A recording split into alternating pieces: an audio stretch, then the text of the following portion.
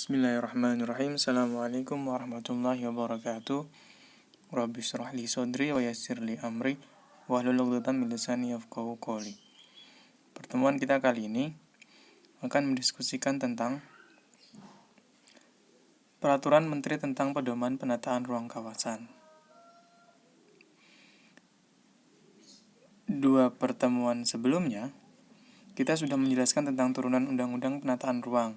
Secara spesifik dilakukan oleh Kementerian Agraria dan Tata Ruang atau Badan Pertanahan Nasional atau Kementerian ATR BPN dengan rencana tata ruang wilayah nasional hingga kabupaten kota, dan juga Kementerian Dalam Negeri atau Kemendagri dengan Permen atau Peraturan Menteri tentang peran serta masyarakat dalam perencanaan tata ruang. Pada pertemuan kali ini kita akan spesifik berbicara peraturan yang dikomandoi atau dipimpin oleh Kementerian Pekerjaan Umum dan Perumahan Rakyat atau PUPR, yang tentunya masih berhubungan dengan penataan ruang. Apa saja peraturannya, kita akan lihat pada slide selanjutnya.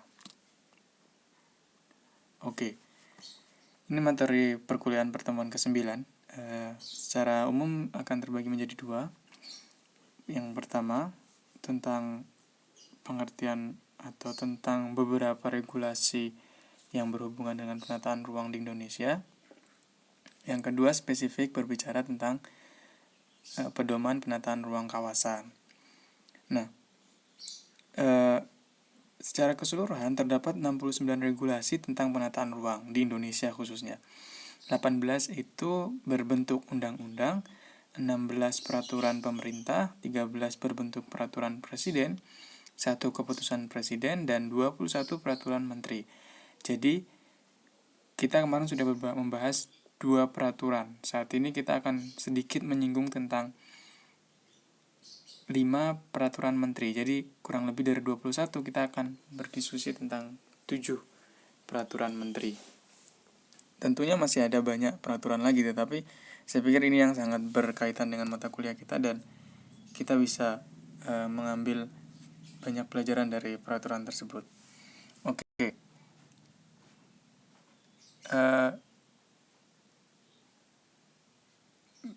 Yang poin kedua, peraturan ini berbicara tentang pertemuan ini berbicara tentang regulasi yang dibuat oleh Menteri PUPR saat ini. Dulu mungkin namanya masih Menteri Pekerjaan Umum. Nah,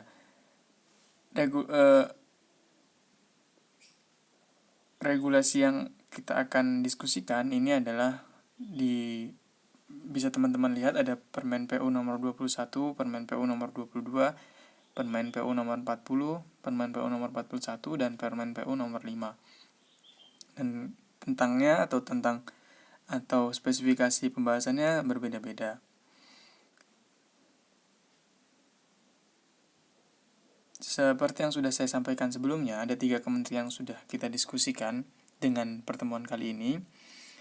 Ketiga kementerian tersebut berjalan beriringan tanpa tumpang tindih. Dalam artian isu yang diangkat memiliki spesifikasi yang berbeda satu dengan yang lain. Selanjutnya,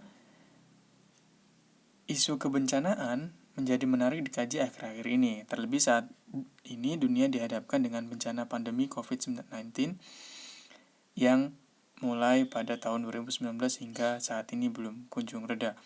Sehingga kita sebagai akademisi juga perlu mengetahui apa itu kebencanaan dan tidak hanya mengetahui, tetapi perlu juga memikirkan langkah-langkah pencegahannya. Pada 2 pertemuan selanjutnya, kita akan spesifik membicarakan tentang Permen PU nomor 21 dan 22. Oke, itu tadi gambaran singkat tentang peraturan-peraturan yang ada di Indonesia. Selanjutnya, kita akan sedikit mengulas tentang Permen PU nomor 21 PRT-M-2007 tentang pedoman penataan ruang kawasan rawan letusan gunung berapi dan kawasan gempa bumi. Kurang lebih di dalam pedoman ini berisikan 5 item ini yang teman-teman bisa baca. Nah, ada yang pernah mendengar tidak pedoman penataan ruang ini? Saya pikir masih belum banyak yang mendengar. Nah, menariknya, belum lama ini ada teman-teman juga yang mengikuti atau mendaftar menjadi relawan di Merapi. yang nantinya nilai yang diperoleh dapat dikonversi menjadi pengganti nilai KKN. Jika teman-teman menjadi relawan di sana, perlu kiranya untuk membuka pedoman ini dan memberikan masukan terkait penataan kawasan yang berada di sana. Oke, selanjutnya kita sedikit menyinggung tentang pedoman ini. Pertama, Indonesia memperoleh predikat Ring of Fire. Teman-teman yang pernah dengar atau cincin api, artinya apa? Negara ini dikelilingi oleh kawasan gunung berapi yang masih aktif, sehingga potensi kebencanaan yang disebabkan gunung berapi akan sangat besar. Menurut permen ini, kawasan rawan letusan gunung berapi adalah kawasan yang sering atau berpotensi tinggi mengalami bencana letusan gunung berapi. Kedua, gunung berapi sangat identik dengan gempa bumi, maka selain potensi bencana gunung berapi, masyarakat juga perlu memperhatikan bencana gempa bumi. Sedangkan menurut regulasi ini, kawasan rawan gempa bumi adalah kawasan yang sering atau berpotensi tinggi mengalami bencana gempa bumi. Jadi apa sih yang dibahas dalam regulasi ini dan pedoman yang akan kita diskusikan? Setidaknya pada pasal 3 ayat 1 berbunyi, ruang lingkup pedoman ini meliputi pengaturan tentang perencanaan tata ruang, pemanfaatan ruang, pengendalian pemanfaatan ruang, dan penata laksana penataan ruang kawasan rawan bencana letusan gunung berapi dan kawasan gempa bumi. Oke, ini tidak akan kita bahas lebih dalam, tetapi kurang lebih itu poin-poinnya yang akan kita bahas pada pertemuan selanjutnya. Oke, next. Permen PU nomor 22 PRT _M _2007 tentang pedoman penataan ruang kawasan rawan bencana longsor. Masih terkait dengan isu bencana, kawasan rawan bencana longsor menurut permen ini adalah kawasan lindung atau kawasan budidaya yang meliputi zona-zona berpotensi longsor dan longsor sendiri.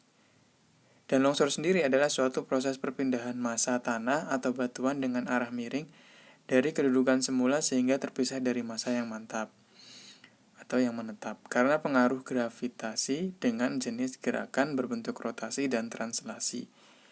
Ada 3 tujuan mengapa pedoman ini penting yang tertuang dalam permen ini, yaitu pasal 2 ayat 1 poin A sampai C. Poin A adalah memberikan acuan dalam penentuan kawasan dan berpotensi menimbulkan longsor berdasarkan pertimbangan karakteristik fisik alam dan aktivitas manusia yang memberikan dampak terjadi longsor. Yang B, memberikan acuan dalam perencanaan tata ruang, pemanfaatan ruang, dan pengendalian pemanfaatan ruang kawasan rawan bencana longsor. Dan yang C, memberikan acuan dalam penyusunan dan peninjauan kembali rencana tata ruang wilayah provinsi dan kabupaten kota. Masih sama, kita tidak akan membahas lebih dalam terkait ini. Teman-teman juga bisa melihat poin-poin penting, ada 6 yang ada di dalam regulasi ini, seperti yang ada di slide. Oke, selanjutnya kita akan berbicara tentang Permen PU nomor 40 PRT _M 2007 tentang kawasan reklamasi pantai. Ada 5 hal di sini yang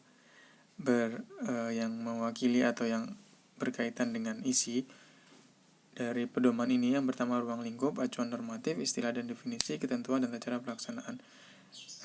Teman-teman bisa membaca lebih dalam.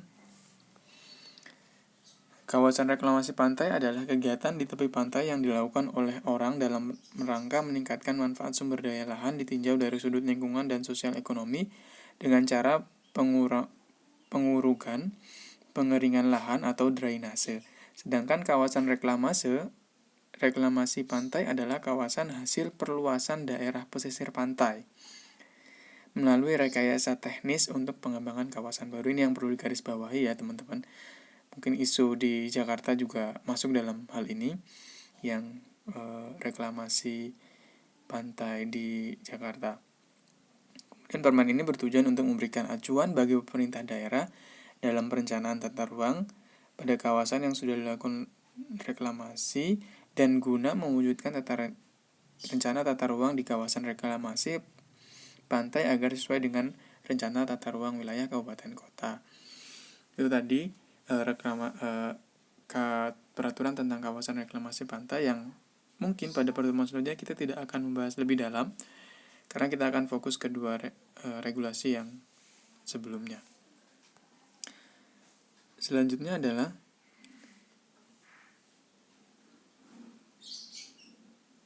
Permen PU nomor 41 PRT _M 2007 tentang pedoman kriteria teknis kawasan budidaya. Ada 5 poin dalam pedoman tersebut yang nanti saya tidak akan bahas lebih mendalam.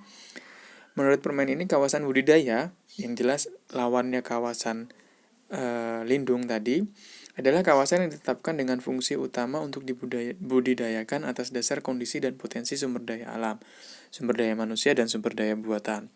Tujuannya agar dapat memberikan acuan bagi pemerintah daerah, kabupaten, kota dalam penentuan kawasan budidaya pada rencana tata ruang wilayahnya, dan mewujudkan rencana tata ruang wilayah kabupaten kota yang memenuhi kaidah teknis penataan ruang. Ini juga tidak akan kita bahas lebih dalam pada pertemuan selanjutnya, tapi kiranya teman-teman jika ingin mendalami bisa membaca mandiri pedoman ini. Oke, selanjutnya ada Permen PU nomor 5 PRT _M 2008 tentang penyediaan dan pemanfaatan ruang terbuka hijau dan kawasan perkotaan. Ada 4 item yang ada di pedoman ini, teman-teman bisa baca sendiri. Jadi ruang terbuka hijau itu apa sih? Ruang terbuka hijau adalah area memanjang atau jalur dan atau mengelompok yang penggunaannya lebih bersifat terbuka, tempat tumbuh tanaman baik yang tumbuh secara alamiah maupun sengaja ditanam. Maksud dan tujuan pedoman ini dibentuk adalah untuk menyediakan acuan yang memudahkan pemangku kepentingan, baik pemerintah kota, perencanaan maupun pihak-pihak terkait, dalam merencanakan, membangun pengelolaan ruang terbuka hijau, menjaga ketersediaan lahan sebagai kawasan resapan air, menciptakan aspek planologis perkotaan melalui keseimbangan antara lingkungan alam dan lingkungan binaan yang berguna untuk kepentingan masyarakat. Dan tujuan terakhir adalah meningkatkan keserasian lingkungan perkotaan sebagai sarana pengaman lingkungan perkotaan yang aman, nyaman, segar, indah, dan bersih. Ini juga sama, jika teman-teman tertarik pada isu ini, teman-teman bisa belajar atau membaca secara mandiri pada pedoman ini. Dan mungkin contohnya yang paling mudah adalah hutan perkotaan atau kawasan hijau perkotaan yang ada di tempat-tempat atau di tempat tinggal teman-teman. Oke, ini adalah beberapa referensi, teman-teman bisa dibaca di permennya. Langsung ada 5 permen yang dikeluarkan oleh Kementerian PUPR. Tadi merupakan penjabaran singkat yang berkaitan dengan peraturan menteri yang berhubungan dengan penataan ruang kawasan. Pertemuan selanjutnya kita akan mendiskusikan lebih lanjut tentang pedoman tersebut, tetapi hanya beberapa pedoman saja. Oke, dari saya cukup sekian. Mungkin teman-teman bisa berdiskusi lebih lanjut pada WA Group, dan jika ada isu-isu yang teman-teman tertarik bisa membacanya lebih mendalam.